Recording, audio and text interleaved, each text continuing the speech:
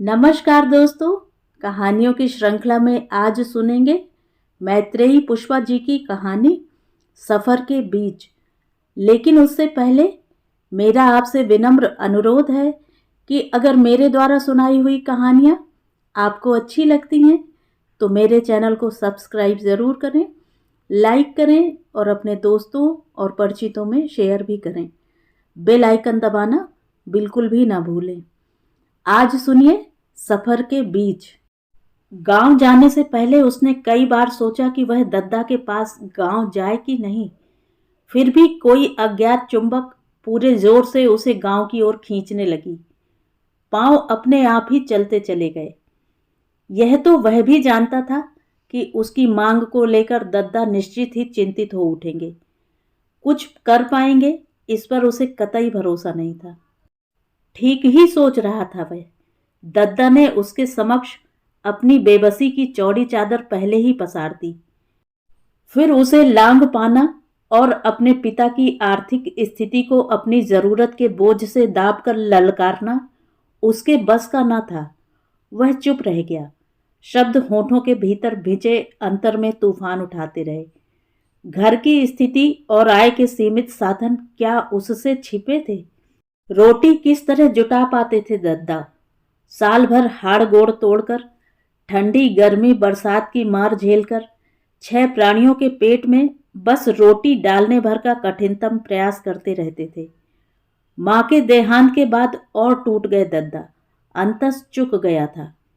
वे तो अम्मा ही थी जो आर्थिक विपन्नता से दबी गृहस्थी को अपने हस्तकला कौशल के सहारे जबरन खींचने का प्रयास कर रही थी। अम्मा ने उसे ऐसी दमघोटू स्थिति में फंसा कभी नहीं रहने दिया। नई कक्षा के दाखिले के समय अक्सर ऐसा कठिन अवसर आ पड़ता।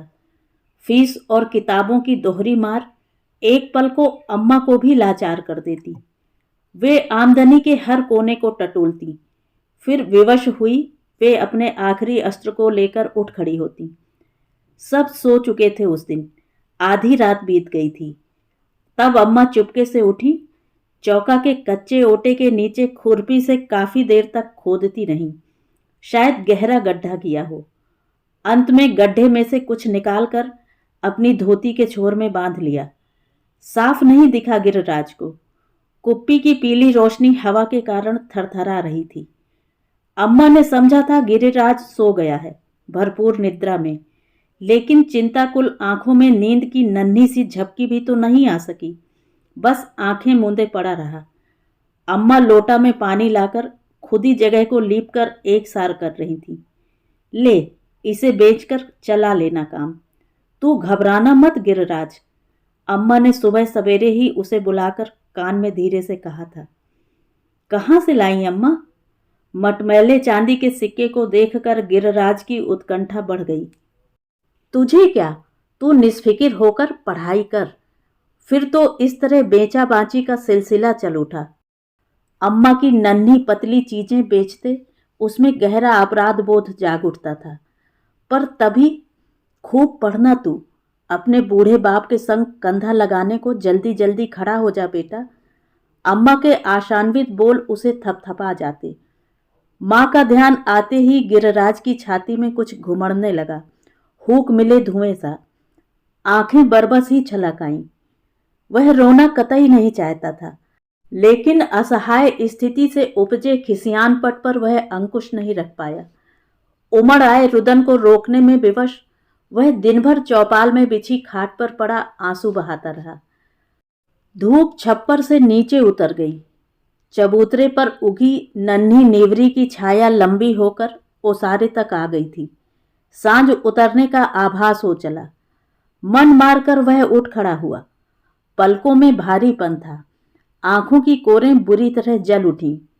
देखा कि बिरजू, उसका छोटा भाई, ना जाने कब से उसकी खाट के पास खड़ा कातर भाव से उसे निहार रहा है। अंदर फिर कुछ टीसने लगा। गिरिराज चबूतरे पर रखी पानी के बाल्टी के पास चुपचाप बढ़ गया। पानी के छींटे मारकर देर तक चेहरा तौलिया में छिपाए पोंछता रहा। उन जलते सुलगते क्षणों में हेमंती कितनी याद आई थी। सूने उजाड़ तप्त मन पर आत्मीयता में रची शीतल बयार सी। गिरिराज का मन वापस शहर जाने का हो गया। अपने मन की बात वह दद्दा से कह नहीं सका तो उद्विग्न मन में तुरंत लौटने का इरादा कर बैठा। बिरजू से बोलकर साइकिल उठा ही रहा था कि दद्दा लाल अंगोछे से सिर और मुंह पोंछते उसके पास चले आए। बिना बोले ही उसकी बांह पकड़कर चौपाल में लौटा लाए। जबरन खाट पर बिठा दिया।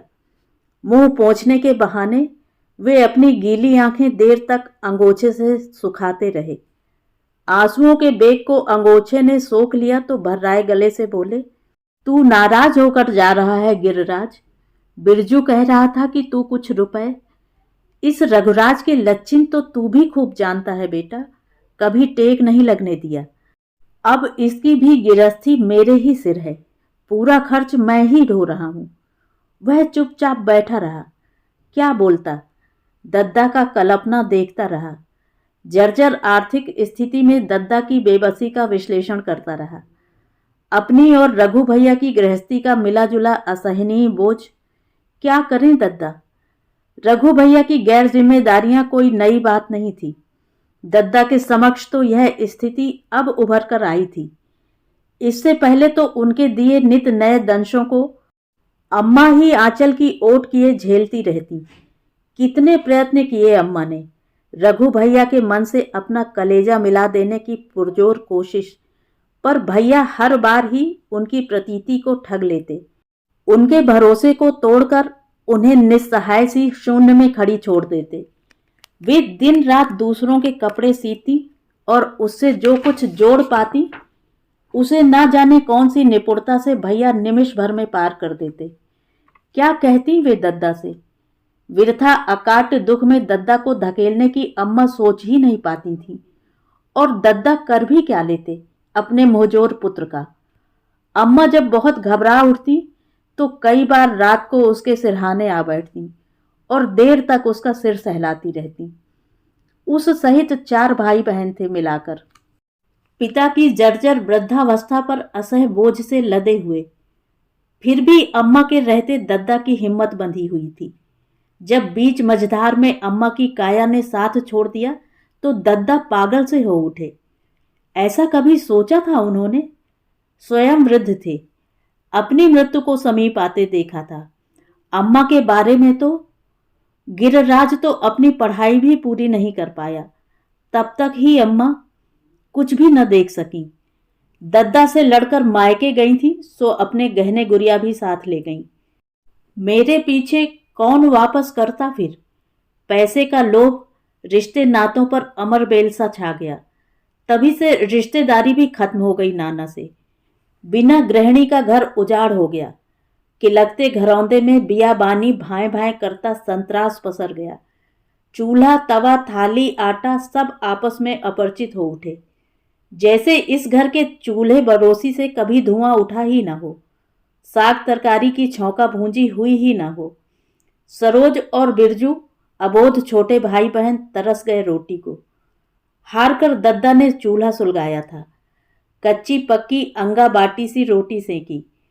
किसी तरह चारों बच्चों के पेटों की कुलबुलाती आंतें थिर हुई थी कुछ देर को। रोज का यह सिलसिला दद्दा नहीं चला सके। खेत हार का काम और घर गृहस्थी की देखरेख अकेले उनके दम की नहीं थी। हार कर रघु भैया के ब्याह के विषय में सोचना पड़ा। बिखरे घरौंदे के तिनके समेटने बटोरने के लाहक में दद्दा को नकारा और बेकारी ग्रस्त रघु भैया का ब्याह करना पड़ा। पुत्र वधू को देखकर दद्दा के मन पर पसरा अम्मा की मृत्यु का बृहद दुख घड़ी भर को सिमट आया। आस बंधने लगी कि शायद नई ब्याहता सास के छोड़े अधूरे काम को समेट ले, टूटी बिखरी गृहस्थी को बांध ले। पर बहू ने उस जिम्मेदारी पर गौर करना मुनासिब नहीं समझा। उसके मन में सतरंगी सपने थे, पति साहचर्य की उद्दाम कामना थी, दाम्पत्य के राग रंग थे। फिर कैसे रमती वह झंझट भरी गृहस्थी में। रघु भैया को भी उसने असल स्थिति से अवगत करा दिया। जो भाभी ने सिखाया उसे भैया ने पूरी तरह पढ़ गुन लिया। फलस्वरूप छोटे भाई बहन उन्हें भारी वजन लगने लगे। आंखों में किरकिराते तिनके से किरकिराने लगे, मखमली धरती पर पांव में गड़ते शूल से। बिरजू और सरोज के लिए घर का आंगन अब सूना नहीं, बेगाना था। अपनापन बिला गया न जाने कहाँ। दोनों दुरियाए से धूल भरी गली में डोलते रहते, बाहर ही बाहर सारा दिन। भूख लगने पर भी डरा सहमा बिरजू भाभी से खाना न मांग पाता। सरोज बर्तन झाड़ू करते करते डरती।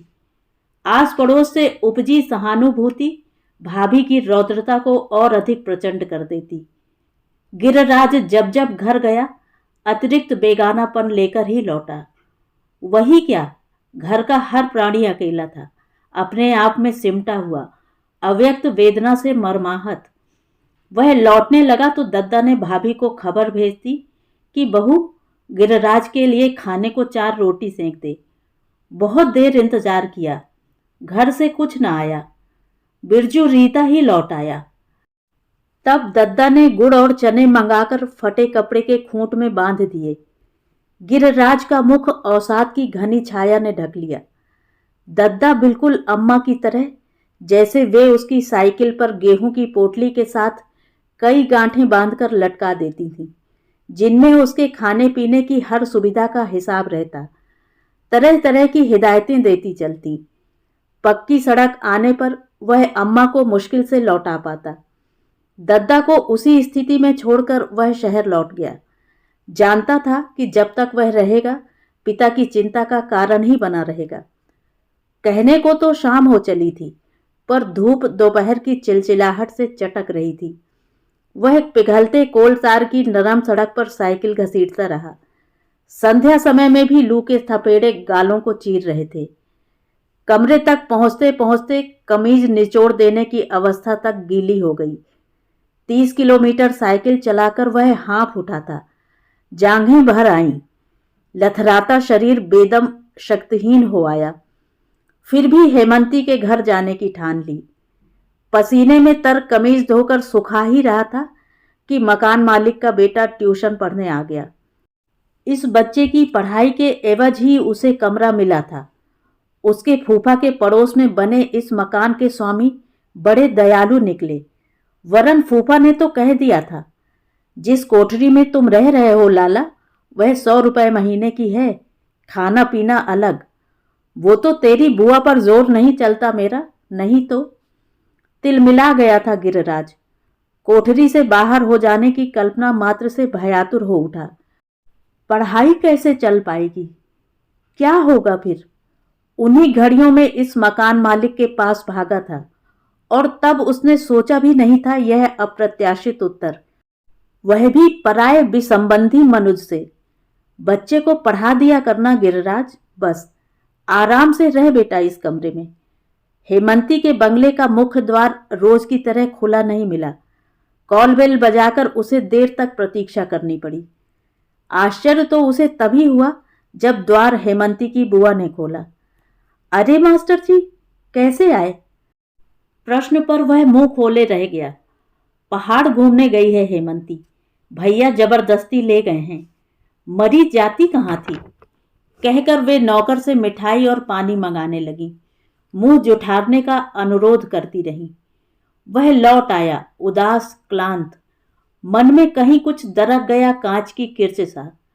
चुपचाप देर तक कमरे में तख्त पर पड़ा रहा। हेमंती बिना बताए चली गई। कल तक तो कुछ नहीं। वह तो कुछ छिपाती नहीं थी, स्वयं ही एक एक ब्यौरा। गिरिराज ने कभी कुछ व्यक्तिगत उससे पूछा क्या? कभी तो नहीं। और ना अपनी अंतर्व्यथा को उजागर किया उससे। वह तो ना जाने कैसी दूरबीन दृष्टि रखती थी कि बिना बताए ही, पता नहीं क्यों छिपाते हैं आप हमसे, बेकार व्यर्थ, हम तो सब जान जाते हैं सर। ऐसी बातें सुनकर वह अचकचा जाता। यत्नपूर्वक सीधा सपाट चेहरा किताबों में गाढ़े रहता। यह नहीं करता तो क्या करता? हेमंती के बढ़ते सम्मोहक साहचर्य से उसे भारी डर लगने लगा था। कहीं कोई दूसरा अर्थ ले जाए, कोई अनहोनी, फिर ट्यूशन। इसी आशंका से आक्रांत वह आर्थिक भय से दहलता रहा। वह तो हेमंती ही थी कि उसके नितांत शुष्क भावों में भी आर्द्रता खोज लेती। मगरमच्छ के जबड़े सा मुंह बाए उसकी परेशानियों को भांप भांप कर यथासंभव सहायता को प्रस्तुत रहती। सबसे बुरा उसे यही तो लगता था। उसने कब चाहा था कि उसकी आर्थिक विपन्नता इस तरह उभरकर हेमंती के समक्ष पसर जाए, पर बेवक्त जब कभी ट्यूशन के पैसे एडवांस मांगने पड़ते तब क्या कुछ दबा ढका रह सकता था। हेमंती को अपने कमरे में पाकर गिरिराज कैसा चौंका था, अचकचा गया। समझ में ही न आया कि वह क्या करे। देर तक खड़ा ही रहा, बैठने की भी नहीं कह पाया। एक तो अस्त व्यस्त कमरे का उजाड़पन, दूसरा हेमंती का उदास गमगीन चेहरा। बड़ी मुश्किल से तख्त पर बैठ जाने का संकेत कर पाया। वह नीचे को देखती रही, आंखें सूजी थीं, शायद बहुत रो चुकी थी। देर तक वह उद्विग्न हुआ देखता रहा। क्या हुआ? जाने कैसे ये शब्द उसके मुख से निकले। टप टप, फिर आंसुओं का सिलसिला। बोलो तो, फिर कैसे आई? क्यों? पिताजी का तबादला, वह हिचकियों के बीच बड़ी मुश्किल से बोल पाई। इसमें रोने की क्या बात? कह तो दिया, पर गिरिराज का कलेजा कटता चला गया। धारदार चाकू की अनीसा तबादला शब्द हृदय में घुपा ही रह गया। बिछड़ जाने की बेबसी रक्त धाराएं बनकर फूटती रहीं, बिखरती रहीं अंदर ही अंदर। मैंने पहले भी कहा था, शादी नहीं कर सकूंगी किसी और से, जैसा पिताजी। वह अचानक चेहरा ऊपर उठाकर उद्वेलित आलोड़ना में बह निकली। बोल गले में अटके ही रह गए। कुछ न कह सका। करुण निशब्दता के बीच बैठे रहे दोनों। बीच बीच में आंखें उठाकर देख भर लेते थे बस। आंखों ने क्या कहा, क्या सुना, सब समझ में आ रहा था। वह उसे घर तक छोड़ आया। हेमंती चली गई।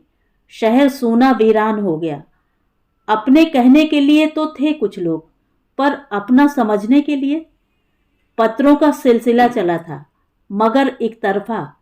वह तो पत्र लिख लिख कर फाड़ता ही रहा। लेटर बॉक्स तक जाता, डालते में हाथ कांप उठते, पुनः वापस खींच लेता। हेमंती के पिता देख लेंगे, उसे व्यर्थ ही प्रताड़ित होना पड़ेगा। फिर पढ़ाई में जी जान रमा दी। अम्मा की बातें कानों में गूंजती रहीं। बड़ा अफसर। हेमंती के आंसू, पढ़ लिख कर उसके योग उसको अपनाने के काबिल। समग्र संसार किताबों के पन्नों में सिमट आया। दिन ट्यूशन और रातें अध्ययन के लिए समर्पित कर दी।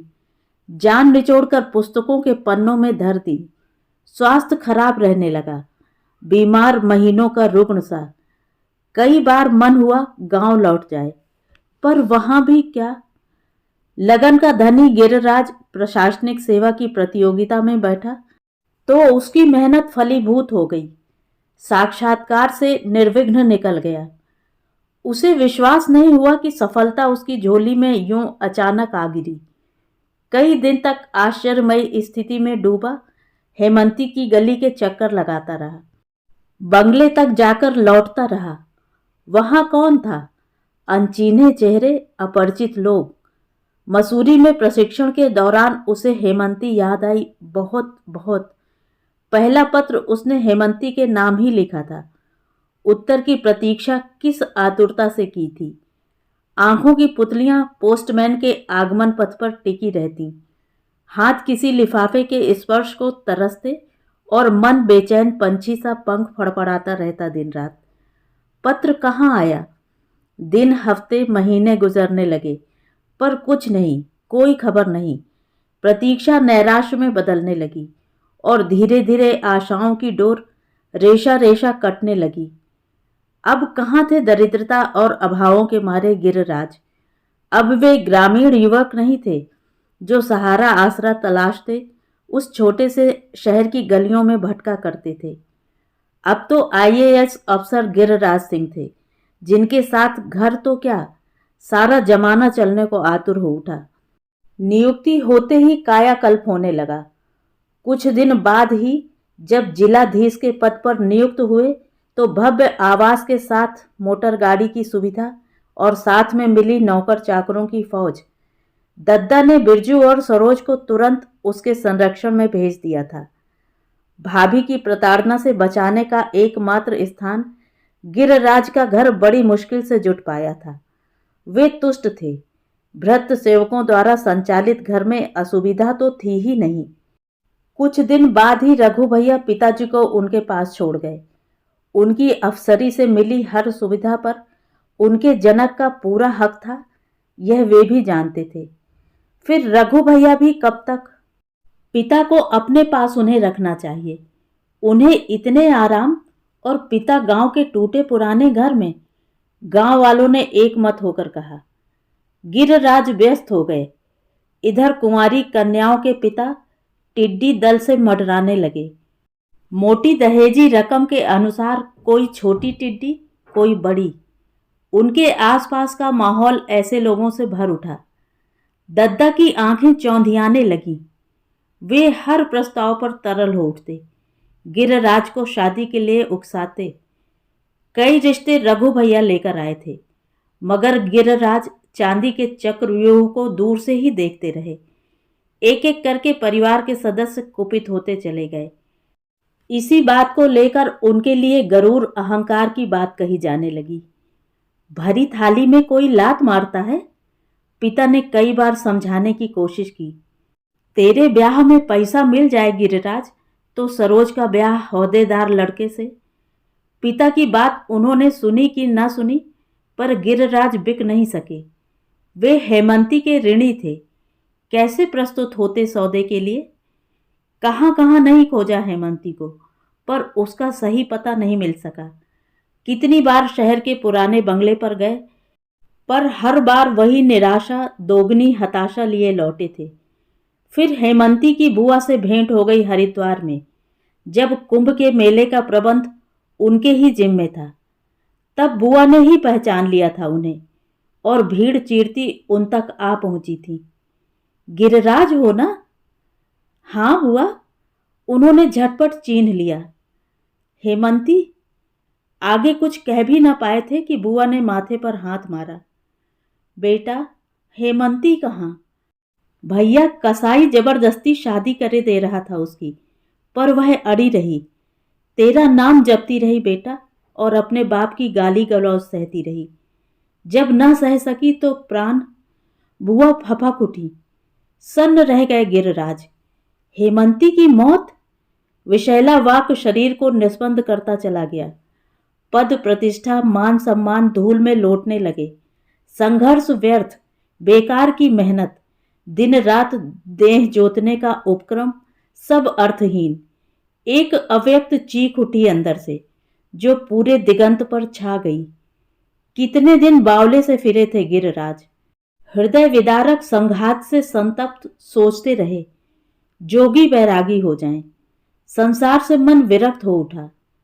मिले नहीं थे अब तक, लेकिन आशाओं के अनगिनत संबल थे।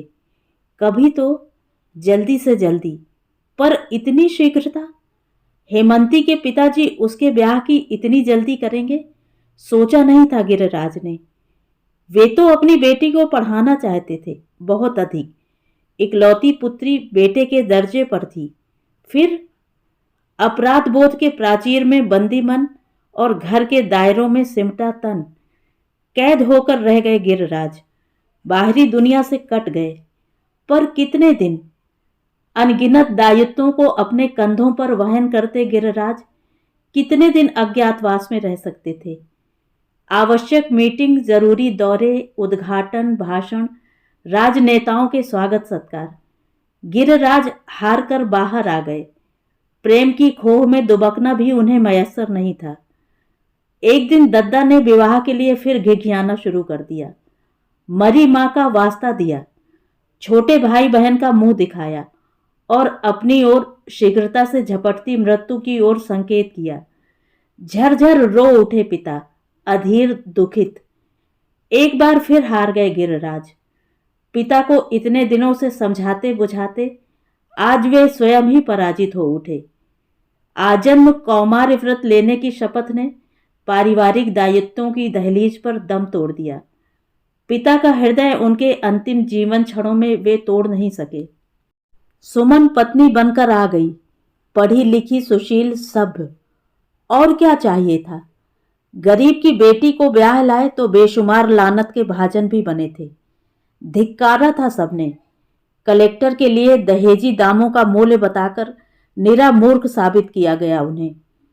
फूफा ने दद्दा से चौड़े चौक लुट जाने की बात कही थी। वे घर परिवार की स्थिति संभालने सहेजने में लगे थे। बहन का ब्याह भी गरिमापूर्ण ढंग से निपटाया। हाँ, घर वालों के मत से उस विवाह में जिलाधीशी शान का कतई अभाव रहा। मारुति कार दी जाती तो इससे अच्छा लड़का मिल जाता, यह दद्दा को बार बार समझाया गया। मगर कहां से, किस जरिए? गिरिराज अपने मन में इस प्रश्न को मथते रहे। किससे कहते, किसे समझाते? ओहदे के मोह जाल में फंसे संबंधी उनके निकटतम खिसकने की प्रतिस्पर्धा में लगे थे। रिश्तेदारियों के टूटे तंतु तेजी और मजबूती से जुड़ने लगे। सदा विमुख रहने वाले भाई की शिराओं में अचानक एक ही जननी के रक्त का आभास ठाठे मारने लगा। भाभी की आंखों में प्यार और ममता उमड़ आई। गांव में बने अपने उसी घर के आंगन में आत्मीयता के अखवे तेजी से फूटने लगे। गांव गए थे तो जमीन को फूल बिछाकर कोमल कर देने की चेष्टा तक भाभी ने प्रयत्न किए थे। गांव में अलब्ध साग तरकारी पास के कस्बे से मंगाकर तुरत फुरत तैयार कर दी। अचंभित थे गिरिराज। जन्मभूमि और सीमावर्ती इलाका गिरिराज की जय जयकार करते अघाता न था। उनके बंगले के इर्द गिर्द अपने ग्रामीण टहलते घूमते दिखाई देते। फूफा ने दसियों को भेजा था काम के लिए। गिरिराज को अपना पुत्र घोषित कर दिया था उन्होंने। सुनिए, गांव से भाई साहब आए हैं, सुमन ने गिरिराज के कान में फुसफुसाया। अंदर बिठा दो, इधर मेहमान बैठे हैं। बिठा तो दिया, वे तुम्हें बुला रहे हैं। आता हूं, कहकर गिरिराज उठ ही रहे थे कि रघु भैया ड्राइंग रूम में चले आए। साथ में उनका साला था। वहां बैठे लोगों से परिचय हुआ। गिरिराज के सहकर्मी अफसर बड़े भाई के अदब में झुक गए। भैया के मुचड़े धोती कुर्ते और गंदली वेशभूषा पर बेहद सकुचा गए थे गिरिराज। वे भैया के साले के तन पर सजे उन कपड़ों को भी पहचान गए थे जो उन्होंने भैया के लिए भेजे थे। उस युवक की कलाई में बंधी घड़ी भी कहाँ अनचीनी थी। वही तो थी जो भैया उनके हाथ से एक दिन अपने लिए उतरवा ले गए थे। अंदर ही अंदर सुलग उठे गिरिराज। पार्टी में हुए परिचय की पंक्तियों के बीच भैया ने 2 जिलाधीशों के नाम स्थान अपने मानस पटल पर पत्थर की लकीरों से अंकित कर लिए होंगे। ऐसा कहाँ सोचा था उन्होंने। बाद में पता चला कि रघु भैया दोनों के पास अलग अलग गए थे अपने साले की नौकरी के लिए। उनके पांव पकड़े, गिड़गिड़ाए और बराबर चक्कर मारते रहे। गिरिराज के नाम का लिहाज किया था उनके साथियों ने। भैया की प्रार्थना पर उनके साले की आजीविका का पक्का साधन जुट गया था आसानी से। यह सुनते ही तेज क्रोध का लावा फूटा था जिसने गिरिराज के मस्तिष्क को सनसना कर रख दिया। वे लज्जा से अपने आप में गड़ गए थे। अपने मित्र, अपने सहकर्मियों से आंख मिलाने का साहस किस तरह, सोचकर रुआंसे हो उठे। तिलमिलाहट में सिमटे हुए वे विस्मित थे, आश्चर्यचकित। पढ़ाई लिखाई में निरा बुद्धू होने के बावजूद स्वार्थ सिद्धि की कला में ऐसा निपुण, इतना पारंगत उनका ज्येष्ठ भ्राता। संध्या समय बंगले पर फूफा पधारे तो फल लगी डाल से झुक गए गिरिराज। शिष्टाचार से नमित गरिमामय व्यक्तित्व फब उठा। खातिर खुशामद की भरपूर कोशिश। निहाल हो उठे फूफा। तेरी बुआ ने भेजा है बेटा, नई कोठी बनवा रही है, सो तेरे पास दौड़ा दिया मुझे। ईंटों के दाम आसमान छू रहे हैं ना। सीमेंट तो नमक बराबर देखने को भी नहीं मिलता। काम बीच में ही रोकना पड़ा। वही बोली मुझसे, गिरिराज के पास चले जाओ, तुरंत प्रबंध करा देगा। अरे, इतना बड़ा अफसर किस दिन के लिए बना है। फूफा के आशय ने गिरिराज द्वारा की गई आवभगत को धराशायी कर डाला। आदमी जनों के सानिध्य की उमंगें मुरझाकर लस्त पस्त होने लगी। चुपचाप ऑफिस चले गए। कोई ठोस आश्वासन न पाकर फूफा भी अपने घर लौट गए, काफी अनमने भाव से। पर तीसरे चौथे दिन ही हमने सीमेंट और ईंटों का इंतजाम कर दिया साहब। बिल्डिंग कॉन्ट्रैक्टर हाथ जोड़े उन्हें बंगले के बाहर ही मिल गया। कैसी ईंट? कौन सा सीमेंट? अरे साहब, आपके फूफा जी इन चीजों को लेकर इतने परेशान हुए फिरते रहें और हम चुपचाप देखते रहें। आपके सेवक हैं साहब, आगे हुक्म करिए। विनीत भाव ठेकेदार के मुंह पर फैल गया। गिरिराज के लिए और क्या समझना बाकी रह गया था, पर ऐसी धूर्तता, इतना निकृष्ट भाव, मन कसैला हो उठा। उद्विग्न मन वापस बंगले में लौट गए। ऑफिस जाने का साहस नहीं रह गया था। ऐसे कितने ही लेन देन गिरिराज के नाम पर, उनके नाम की पताका हाथ में पकड़े अपने ही सगे संबंधी हजारों के वारे न्यारे कर रहे थे। बदले में गिरिराज किसी भी लाभदाता को नियम काटकर पक्षपात के पड़ले पर नहीं बिठा पाए।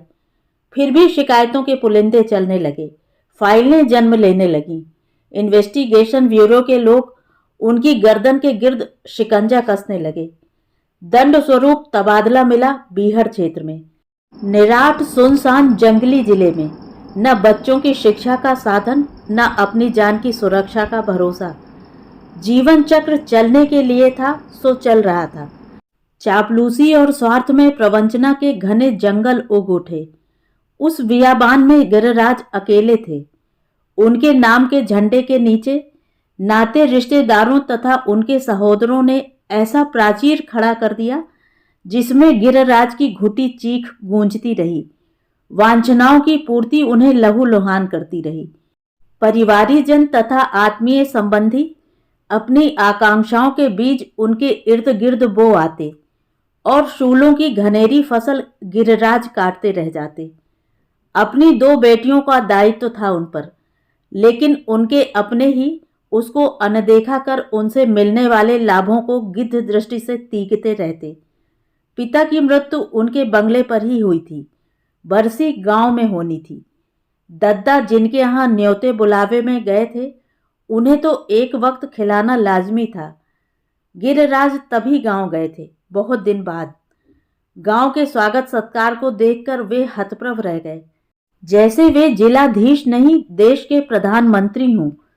चारों ओर से शाबाशी और जयघोष का निनाद, प्रशंसा के असंख्य तमगे, फूल मालाओं से स्वागत सत्कार।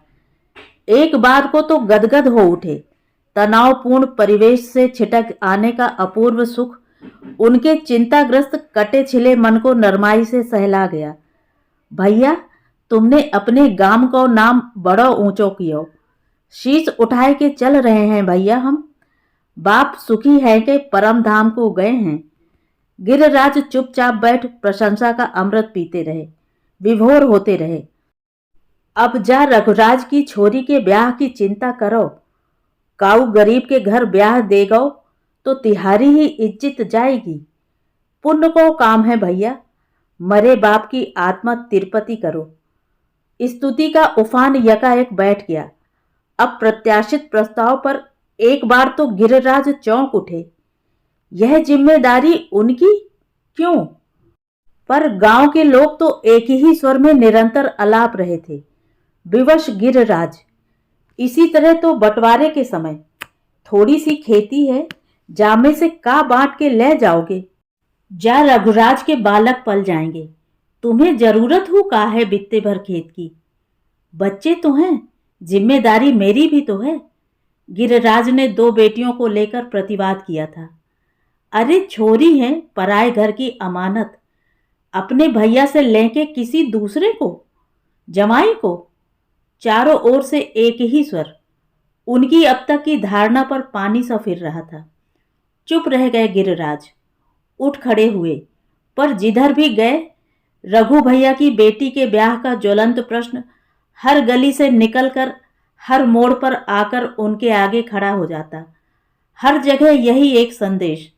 वे समझ नहीं पा रहे थे कि सभी लोग रघु भैया के पैरोकार, उन्हीं के हमदर्द। वे झुंझला उठे। मेरे पास कहां से आया इतना वाक अधूरा ही रह गया तब तक। तुम्हारे लिए छोरी को ब्याह बाएं हाथ को खेल है। जितना ब्याह में खर्च करोगे उतना तो सैल सपाटे में। बिना सोचे विचारे फेंका गया वाक गिरिराज के कलेजे में बरछी सा ठुक गया। अब तक अपने वेतन का अधिकांश भाग घर की बदहाली संभालने और बहन भाइयों के दायित्वों से उऋण होने में होम करते रहे। पिता की गुहार पर लुट जाने को तत्पर हुए भागते रहे। अम्मा के कहे बोलों का पूर्णतः पालन करना अपना धर्म समझते रहे। स्तर बनाए रखने को लोग अय्याशी समझ रहे हैं। पद की गरिमा तो रखनी ही पड़ती है। फटे हाल रहकर प्रशासन नहीं चलाया जा सकता। कैसे समझाते वे किसी को? तुम जिले के मालिक हो गिरिराज, कलेक्टर के हुक्म के बिना पत्ता नहीं हाल सकत भैया। बहुतेरी ऊपर की आमदनी होएगी। अपने मुंह से थोड़े ही बताए दोगे। गिरिराज को उम्मीद थी कि यह बात सुननी पड़ेगी उन्हें। फिर भी आश्चर्यजनक खेद हुआ और बेहद हताशा भी।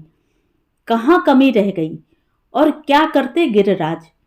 घर से जब भी दद्दा की मांग उन तक पहुंची, वे स्वयं अभाव झेलकर पिता के बोझ को हल्का करने का प्रयत्न करते रहे। बैल भैंस की खरीद से लेकर रहट मजूरों के लिए पैसा भेजते रहे। बिरजू की पढ़ाई में कतई अड़चन नहीं आने दी। चकबंदी में ऊसर बंजरों की जगह अच्छे उपजाऊ खेत दद्दा को गिरिराज के पद ओहदे को परख कर चकबंदी अफसर ने दिए थे। बाद में अपने बेटे को सीमेंट की एजेंसी दिलवाने के लिए गिरिराज के बंगले पर धरना दिए रहा था। कैसे कैसे उभरे उनका आहत मन ही जानता है। यह अनाप शनाप पैसा होता तो दद्दा असंतुष्ट रहते, सरोज के ब्याह पर खिन्न उदास होते। क्या करें गिरिराज? क्या चाहते हैं गांव के लोग, उनके संबंधी, रघु भैया, फूफा? यही की बेईमानी करें, रिश्वत लेने लगें, भ्रष्टाचार का जाल फैला दें। छी, इतने निकृष्ट हो जाने के लिए ही उन्होंने जी तोड़ मेहनत की थी। जमीर बेच देने का विकट भयानक संताप, असंभव। गिरिराज ऐसा करें, यह तो उनके वश की बात नहीं। हेमंती ने जिस प्रतिमा को मन में बसाया था, अम्मा ने जिस गिरिराज की कल्पना की थी, वह खंड खंड क्या बच रहेगा उनके भीतर? किसी न किसी प्रकार वे भतीजी की शादी में सहायक हुए थे। सामान, साड़ी, सूट, घड़ी आदि लेकर गांव को रवाना हुए थे। सब कुछ अपने कंधों पर धरकर निपटाया था, ढोया था। चलते समय रघु भैया ने दावत और अलमारी, फ्रिज आदि का बिल गिरिराज को पकड़ा दिया। मेरे बस की बात नहीं है गिरिराज, इनका हिसाब तो। सुनकर क्या कह पाए वे? शब्दों की तड़कन गले में ही फंसी रह गई। नाते रिश्तेदारों के सम्मुख हंसी खुशी के खोखले बांस पर टंगे रहे। बदले में वाहवाही के पदक मिले। मन छलनी होता रहा। सुमन ने पहली बार चुभने वाली बात कह डाली। इन दोनों लड़कियों को धतूरा पिला दो तो मैं भी चैन से बैठ सकूं। पल्ला झाड़कर बैठ गए हो। स्वास्थ्य का ठिकाना नहीं, कब दगा दे जाए। घर परिवार साधने से ही फुर्सत नहीं तुम्हें। वे सुमन को धीरज बंधाते रहे। ऐसी हल्की बात कहने पर उसे धिक्कारते रहे और ईश्वर को अपना रक्षक घोषित करते हुए स्वयं अंदर ही अंदर भयभीत दहलते रहे। गांव से शादी में से लौटे कुछ अधिक दिन नहीं बीते थे। उस सुबह चचेरा भाई आ गया। गिरिराज के सुबह सुबह मिलने की निश्चित संभावना के साथ वह एक पहर रात रहते ही गांव से चल दिया था। बेटे की नौकरी के सवाल पर इतना जागरूक रहना उसे आवश्यक लगा। गिरिराज मिल गए। उसका श्रम सुकारत हुआ। अपने आशय को विनीत भाव से प्रकट कर दिया। गिरिराज दबी जुबान से अपनी मजबूरी समझाना चाहते थे। अपनी सीमाओं के दायरे उसे दिखाने लगे थे, लेकिन वह, तुम चाहो और नौकरी न लगे, तालिबे किसी बात कर रहे हो भैया? गिरिराज अंदर ही अंदर धधक उठे। आत्मा जलने लगी। क्यों नहीं समझना चाहता कोई?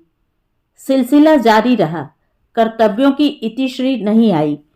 कर्तव्यों का दुर्भेद्य व्यूह उन्हें अपनी चपेट में लपेटता चला जा रहा था।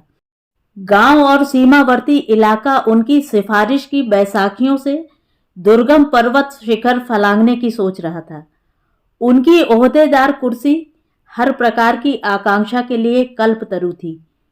रघु भैया की अनगिनत पारिवारिक समस्याएं, बिरजू की जुबान से मकान आवंटित कराने में हेर फेर की मंशा, बहनोई की क्रशर लगाने की आकांक्षा, सब अपनों के दंश थे। गिरिराज कराहते किसके सामने? साथी सहकर्मी पदोन्नत की सीढ़ियां लांघ रहे थे। गिरिराज दंगेग्रस्त उजाड़ शहर के जिलाधीश बने आंसू गैस और हवाई फायरों के बीच भागे फिर रहे थे। क्षेत्र की अराजकता से अकेले ही युद्ध कर रहे थे। राजनैतिक दबावों की जकड़न उनकी गर्दन पर निरंतर कसावट कड़ी करती जा रही थी। राजनेताओं के कोड़ों से बरसते प्रश्न, बनैले बाघ की सी झपट्टा मार्क घुड़कियों, धमकियों के आक्रामक रुख। इस क्षेत्र की ऐसी हालत, चुनाव आने को हैं, पार्टी की हालत पतली है, क्या होगा? Do you understand mister Giriraj Sharma? सूखाग्रस्त क्षेत्र का दौरा करते करते गिरिराज हाँफ उठते।